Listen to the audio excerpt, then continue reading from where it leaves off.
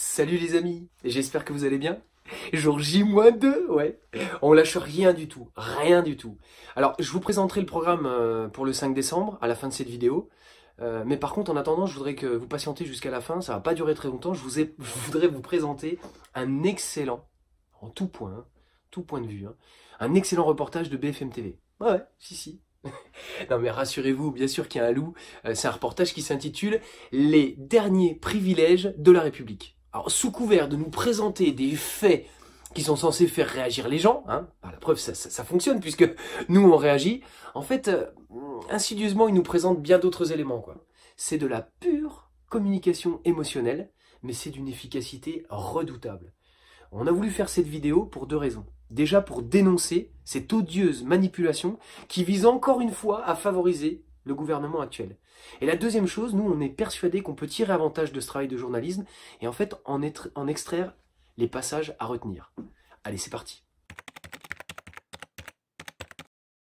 Donc déjà on peut se poser la question de savoir pourquoi BFM, qui est reconnu comme faisant partie des merdias qui défendent ce système, pourquoi ils vont faire un reportage sur les derniers privilèges de la République. Eh ben on a un premier élément de réponse avec le titre, déjà. Les derniers privilèges de la République. Donc sous-entendu, si ce sont les derniers, ça veut dire qu'aujourd'hui la situation elle est assainie et tout, puis que tout ça c'est du passé, déjà premièrement. Et puis la deuxième chose, en fait c'est dans le montage même du reportage. Voilà, on s'aperçoit au début alors qu'on en parle pas mal, voilà, on dit ouais, c'est pas bien tout ça. Puis au fur et à mesure, en fait c'est noyé dans tout un tas de choses, en fait on s'y perd un petit peu. Mais ce qu'on oublie de vous expliquer, c'est que si c'est du passé, c'est en partie parce que les gens qui témoignent, souvent ils témoignent bien longtemps après. Ah bah oui, il y a prescription. C'est bien connu, historiquement, on découvre la vérité, ou en tout cas une partie de la vérité, 20 à 30 ans après. Donc, mais c'est pas pour ça qu'il se passe rien aujourd'hui. Puis quand bien même quelqu'un aujourd'hui la témoignerait, je suis sûr que ça ferait comme l'affaire Benalla. Ce serait étouffé. Bah oui, on le sait très bien. Ce gouvernement, il ose tout, quoi. Alors, le dernier point, et pas des moindres, c'est que ça entretient le fameux « tous pourris ». Et puis ça entretient quoi ? L'abstention. Et ça fait les affaires de Macron. Ça fait l'affaire des libéraux. Faut pas se leurrer, les libéraux, eux, ils vont voter. Hein. Eh ouais.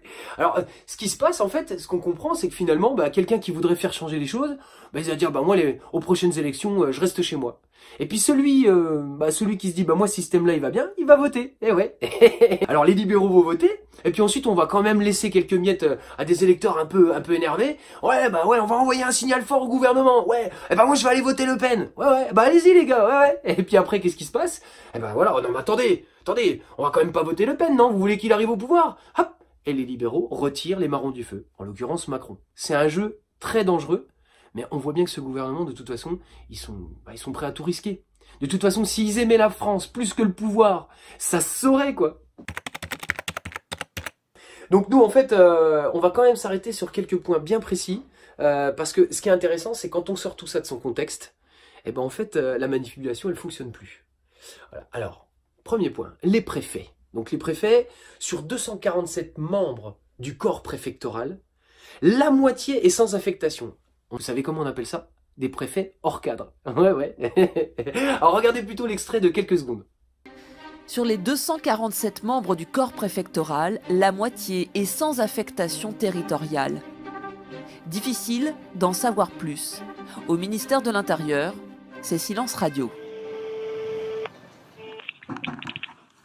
Allô, oui, bonjour, madame.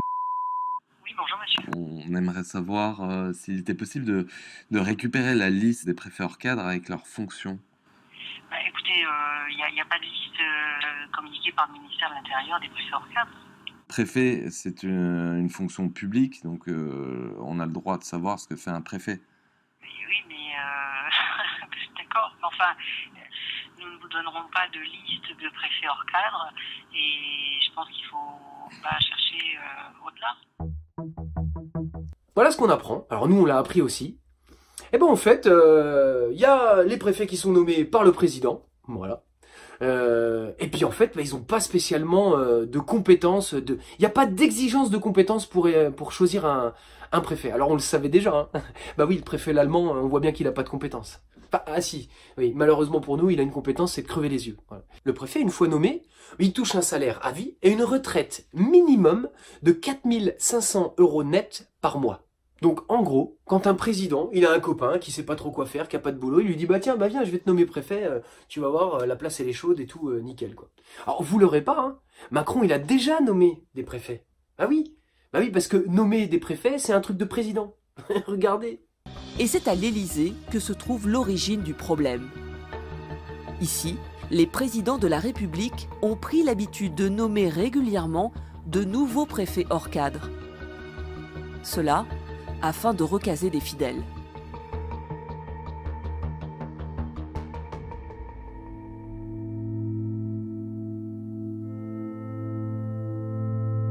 J'allais dire de tous aux abris, où beaucoup de collaborateurs des cabinets ministériels à l'Élysée, à Matignon, qui n'avaient pas de statut, qui étaient des gens sans statut,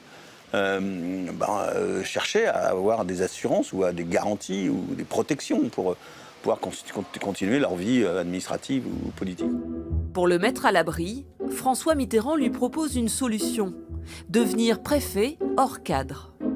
Il pensait à me protéger. Il dit mais écoutez, c'est tout à fait normal. C'est pas ce qui peut se passer dans la vie politique. Moi, ma vie politique, ça peut s'arrêter à tout moment, surtout dans la cohabitation. J'ai dit mais on verra ça. Je me souviens très bien. Il a été très affectueux, très protecteur à mon égard, et je lui disais on verra ça plus tard. Et on vient nous casser les couilles avec les privilèges des cheminots.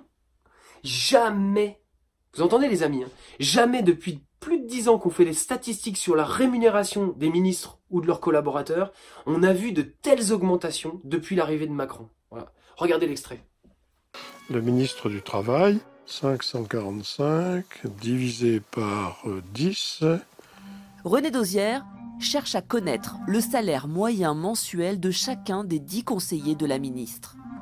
10 979, et si je remonte, en plus en 2017, il était à 9 860. Ça veut dire qu'en 2 ans, il y a eu une augmentation de 11%, c'est presque un SMIC d'augmentation par mois, hein, pour des gens qui gagnent déjà 10 000 €. Dans plusieurs ministères, depuis l'arrivée d'Emmanuel Macron, les salaires flambent. Aux affaires étrangères, ça augmente de 70%. Mais par exemple, au ministère de l'économie et des finances, ça augmente de 39%. Bon.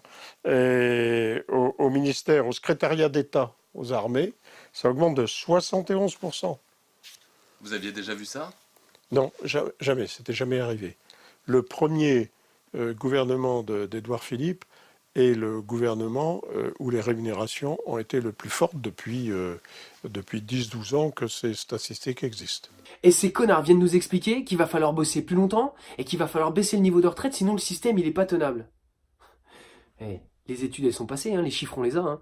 Il suffirait qu'on augmente les salaires des femmes pour les mettre au même niveau que ceux des hommes, pour que par leur cotisation, elles alimentent le système et qu'il soit à l'équilibre. Oui, j'entends ce que vous me dites, oui. On nous prend pour des connes et des cons, oui. Alors, une seule chose à faire pour le moment, le 5 décembre, tous dans la rue. Cette grève, elle doit être massive et durable. Voilà. Alors nous, pour le 5 décembre, moi je serai à Dijon, dans la rue, je ferai des lives, des directs dans l'après-midi, peut-être 2. Et puis Nairobi, elle sera à Toulouse. Alors elle aime pas trop parler, elle se met pas devant la caméra. Mais bon, s'il y a des événements intéressants, elle les filmera. Et peut-être même qu'elle donnera la parole aux personnes qui se trouveront dans la rue à ce moment-là. Voilà. Bon, on vous reparlera de notre projet d'organisation avec notre équipe. Mais en attendant, s'il y a des personnes qui sont motivées, vous pouvez nous envoyer un message sur cette page ou alors à l'adresse mail que Nairobi va vous mettre dans la description. Bon, en attendant, likez, partagez toutes les vidéos qui traitent de ces sujets-là et surtout, allez bien vous faire aimer. Allez, gros bisous.